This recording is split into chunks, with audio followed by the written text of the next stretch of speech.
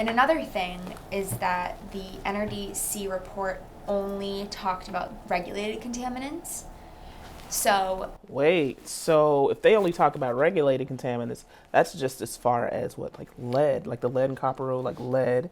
That's only as far as like. Yeah, so there's 90 regulated Right. contaminants. So it's the popular ones are lead, arsenic, disinfection byproducts, things like that. But it doesn't even cover like PFAS. No, chromium-6. Chromium-6. 1,4-dioxane. 1,4-dioxane. Wow. Doesn't cover any of that. And there was another recent article where the EPA admitted that Gen X, which is a form of PFAS, causes cancer. Yeah, absolutely.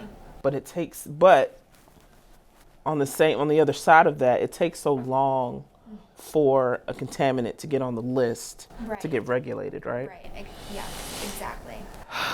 So you said they only covered regulated contaminants. So that's all that was in NRDC's report? Yeah. Yeah. And it's kind of hard for an organization like NRDC to get that data. So I can understand why they didn't report on the unregulated contaminants, because municipalities aren't required to test for them unless your state regulates an unregulated contaminant, like California or Michigan. So I think it's important to say here that some states do kind of step beyond what the EPA has considered a regulated contaminant, and they either add to the list, like we're also going to regulate this and this and this, because maybe they've seen kind of an ongoing problem in that state. Okay.